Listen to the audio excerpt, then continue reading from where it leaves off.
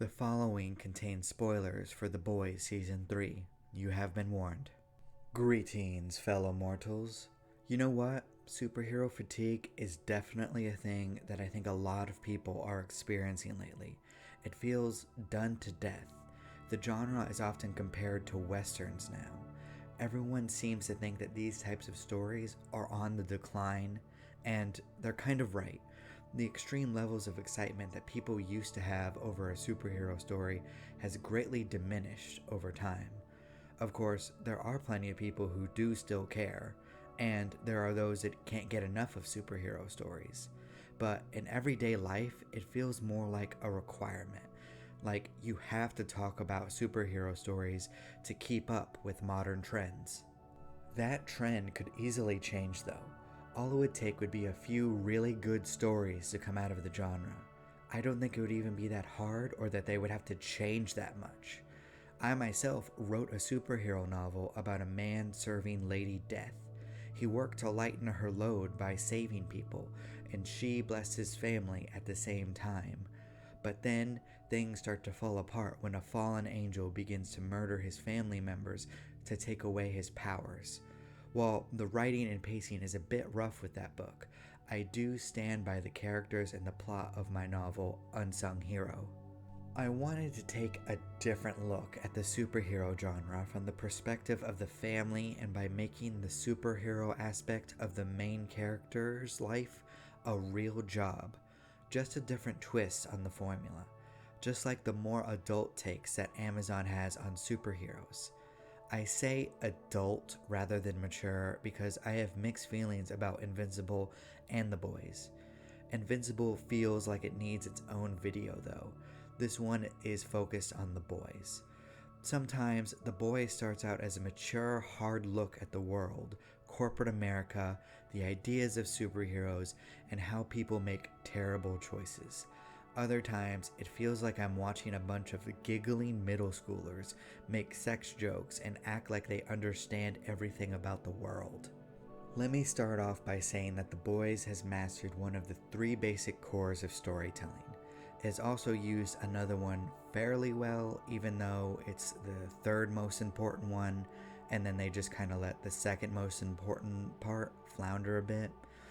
In descending order, the three most important things to a story are the characters, the setting, and the plot.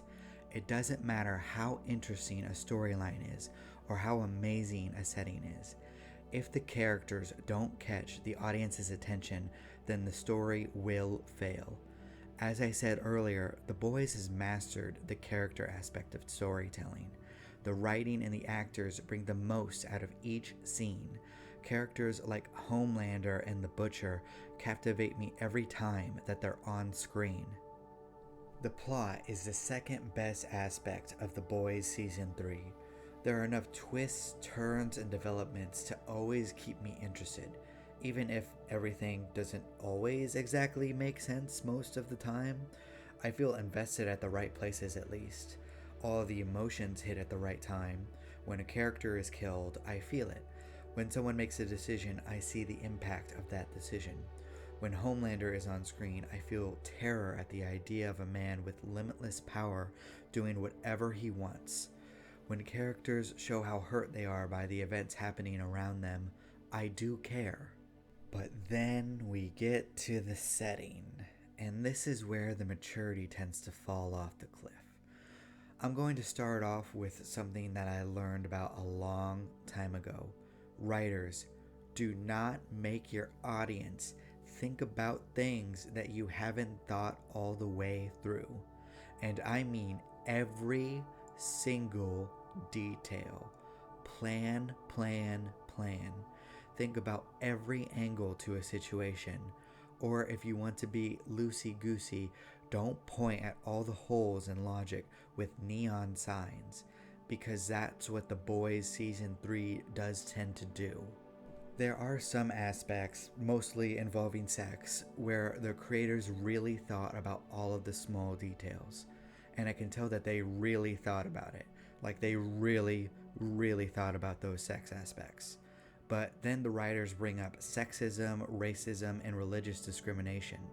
They tried to imply a history that's mixed with our own, but then some events don't make sense in American history if we had literal gods flying around at all times.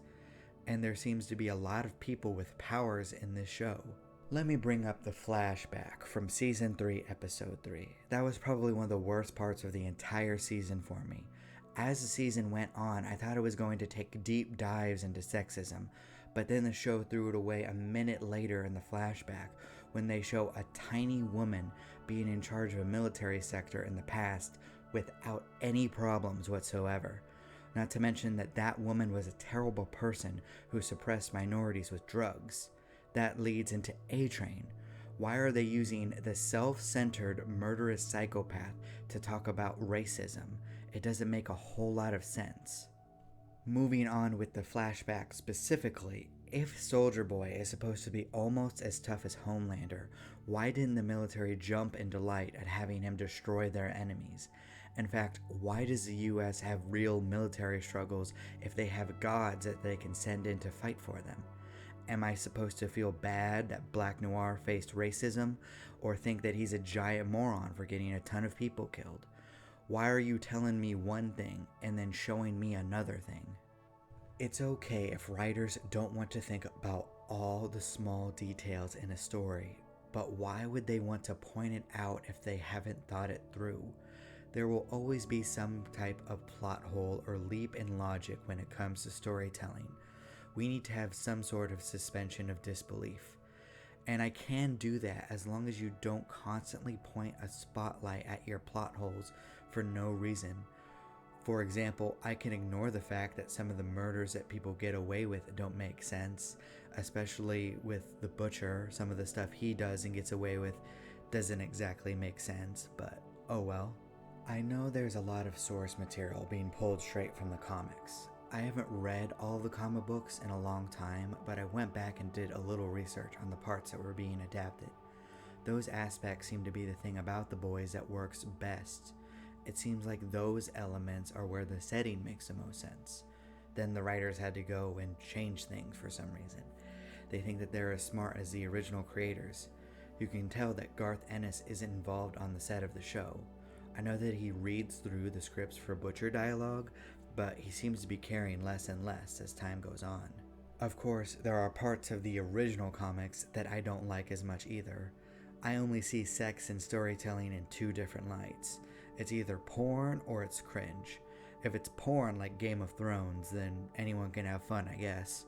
But The Boys' take on sex makes me feel like I'm back in middle school. They're a bunch of giggling preteens looking over their shoulders to make sure that no teacher overheard them talking about boobs. You know, you can leave some stuff up to the imagination. Implication can work really well. You're either porn or you're cringe when it comes to sex. And nothing about The Boys made me feel excited, especially Season 3, Episode 1.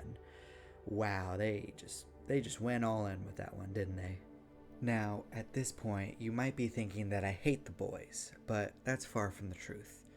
This is where the most mature aspects of the show have to come out to play. Hurt people hurt people. That's something that's shown constantly throughout the show. I love it. I also love when writers point out real-world problems. Just, they shouldn't be lazy about it. They often end up copying and pasting real-world discrimination into a fantasy world without thinking about how the nuances of how superpowers would change things. It feels like they're minimizing real-world problems.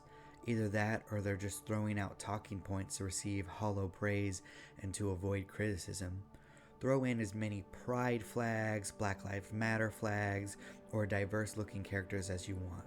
I readily support that. It will make the story more interesting. Just don't be lazy about the interpretation. A little more thought can keep you from looking like a condescending, American-scented jerk sitting in an ivory Amazon-paid tower. Maybe take a few lessons from a show like The Shield or Breaking Bad. Those series point out discrimination very well, and they point at it really hard. They focus on those issues instead of playing lip service for head pats from the internet. Moving past that, once again, I love the characters of the show. I was very interested in the plot. There were plenty of plot holes, but they didn't at least focus on them.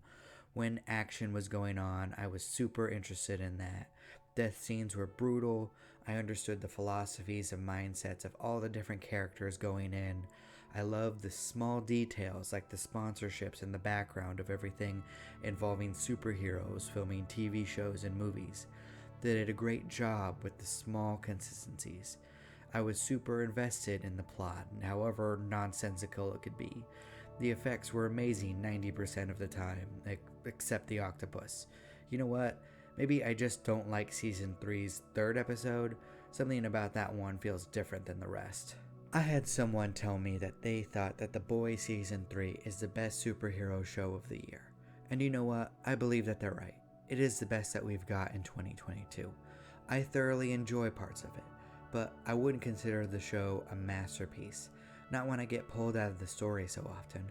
Perhaps they had a bit too much time to fill. Perhaps they were too arrogant and didn't think about how to make real world issues and fantasy issues click together. Maybe there was outside interference. I don't know. It was fine, not perfect. It relied a bit too much on shock value for my taste, but I would still recommend this show to someone. I only make criticisms as a way to make something better. If I was making mistakes, I would want people to point them out. Just look at Stranger Things Season 4. The showrunners listened to criticism on that show and they made improvements. And all this is not to take your enjoyment away from The Boys. If you liked everything that I criticize, then you're welcome to it. Except the penis part in episode 1. Did not care for that. Thank you so much for watching. If you like my takes on storytelling, please consider subscribing and liking the video. It would very much help me out. Also, remember that I will be self-publishing my novel, Dance of Frozen Death, at the start of 2023. I hope that you will check it out. I appreciate you. Do not despair.